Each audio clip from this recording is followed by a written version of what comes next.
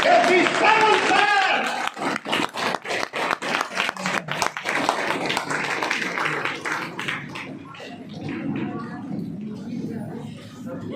भी चुप पकड़ लिया।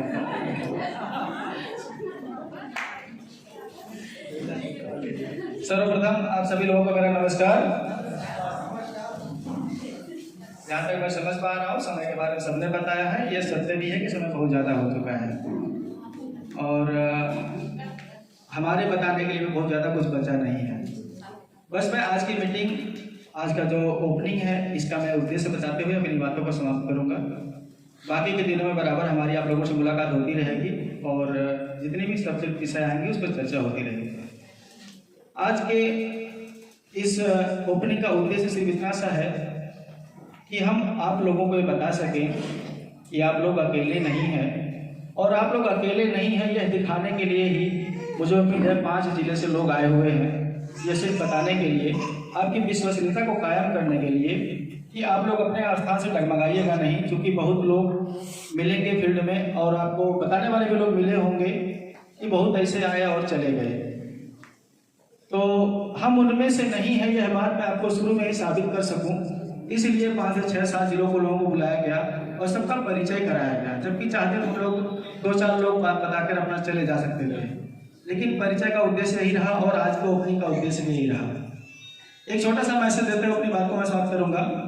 जैसा कि बात बराबर संविधान की ही हो रही है और अभी एक कड़ी में प्रधान जी ने बता दिया कि आप लोगों को यह बताया ही नहीं जा रहा है कि आप लोगों को क्यों बुलाया गया है, क्योंकि बुलाने का उद्देश्य अलग है और बताया कुछ अलग जा रहा है, ऐसा अभी आपको लग रहा होगा। लेकिन आज जो आपको बताया गया है यही उद्देश्य भी हमारा है और इसी उद्देश्य से बुलाया भी आपको गया है। लेकिन यह उद्देश्य समझने के लिए जो ट्रेनिंग सेशन काल का समय काल दिया गया है वह आप बखूबी अगर अटेंड करते हैं तो सारी चीज़ें समझ में आपको आ जाएगी। दूसरी चीज़ बात संविधान की होती है। मैं संविधान के बारे में 2 शब्द बोलना चाहूँगा कि बाबा साहब के लिखे गए संविधान से हमें सामाजिक आज़ादी मिली, लेकिन आर्थिक आज़ादी नहीं मिली। एक चीज़ हमें और नहीं मिला जिसे हम लोग SST संगठन के माध्यम से पूर्णतः लाने का प्रयास करेंगे। जैसा कि हम लोग जानते हैं, संविधान के बाद हमारे देश में चकबंदी तो हुई, लेकिन हकबंदी आज तक नहीं हुई। यह हमारे संविधान में भी लिखा गया है। लेकिन हकबंदी क्यों नहीं हुई? क्योंकि संविधान, जहाँ तक हम लोग समझ पाते हैं, संविधान को मात्र एक किताब के रूप में समझते हैं कि संविधान एक किताब है और लिखा गया उसमें कानून है। लेकिन दूसरी भाषा में अगर समझा जाए तो संविधान जो है एक तरह का हथियार है और बाबा साहब ने हम लोगों को संविधान रूपी हथियार दिया, लेकिन वो चलाना हम लोगों को सिखा पाते, इससे पहले वो मर गए। हम लोग हथियार चलाना सीख नहीं पाए। तो SST संगठन के माध्यम से वो हथियार चलाना हम अपने हर पूरे 85% समाज को चलाना सिखा पाएंगे और चकबंदी के बाद, हकबंदी कराने के बाद जो असमानता हमारे समाज के अंदर चल रही है, कहीं न कहीं हर चीज़ को लेकर, वैल्यूएशन को लेकर, उसे हम लोग आसानी से बराबरी पर ला पाएंगे। जैसा कि हम लोग अच्छी तरह जानते हैं, नहीं सॉरी आप लोग नहीं जानते होंगे, मैं गया था, मैं जानता हूँ बांदा जिले की तरफ। वहाँ मैंने देखा कि SC ST OBCओं के पास तो कुछ भी नहीं है, लेकिन एक मर्तखा ब्राह्मण के पास भी 250 बीघा जमीन, 300 बीघा जमीन उसके पास ऑलरेडी है, जबकि वो करता भी नहीं है। करते SC ST OBC के लोग नहीं हैं। तो जब उन्हीं को करना है तो उन्हीं को दे दो। क्या जरूरत है 250-300 बीघा जमीन की? लेकिन अगर आज तक वह अधिकार हम लोगों को नहीं मिल पाया या उनको जमीनी लेवल से बराबर नहीं कर पाए हम लोग, तो कहीं न कहीं संविधान पूर्णतः लागू नहीं हुआ। चकबंदी हुई लेकिन हकबंदी नहीं हुई। तो संगठन के माध्यम से आने वाले वक्त में हम लोग अपने देश में हकबंदी कराने में कामयाब हो पाएंगे। इसी के साथ नमस्कार। जोरदार तालियां आज के लिए और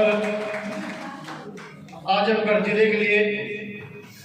कुछ प्रभार प्रमाण पत्र आए हैं जो आजमगढ़ के पदाधिकारियों का बना हुआ है। हम चाहेंगे कि उनका प्रमाण पत्र जो है आजमगढ़ का आजमगढ़ जिले का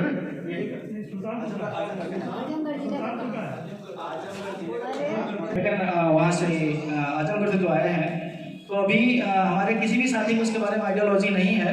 जो भी जहाँ तक संगठन अभी तक चला है, ये अभी हाल का फॉर्मेट है कि जो भी हम लोगों ने बजट से जो प्रभार हम लोगों ने दिया, प्रभारी बनाया गया है ब्लॉक लेवलों का, तो प्रभार प्रमाण पत्र भी संघ की तरफ से दिया जाएगा, जिससे कि लिखित में क्लियर होगा कि यह दोनों ब्लॉक या तीनों ब्लॉक आपकी जिम्मेदारी पर चलेगा, इसकी देखरेख आप करेंगे, ताकि आपसे बाद में पूछा जा सके लिखित में दिया गया है तो आपने काम क्यों नहीं किया। तो उसके लिए एक प्रभार प्रमाण पत्र बना है जो कि हमारे 3 लोगों का बन के आया हुआ है, जो कि वो अपने आजमगढ़ जो जिले के जो जिलाध्यक्ष हैं, जो अभी जिला महासचिव सचिव को रखा गया है वो है, और हमारी यानी कि उर्मिला यादव जी हैं। मैं चाह रहा था कि उनको इसी सभी लोगों के बीच में ही तीनों लोगों को एक साथ वह प्रभार प्रमाण पत्र देकर फिर इस मीटिंग को समापन की तरफ ले चलते हैं। तो मैं चाहूँगा हमारे प्रदीप जी कहाँ पे हैं इस समय, प्रदीप जी और हमारे अरविंद राजभर जी, आप भी साथ में ही आ जाइए, और उर्मिला यादव जी आप भी साथ में आ जाइए। और यह शुभ कार्य में अपने अरे भाई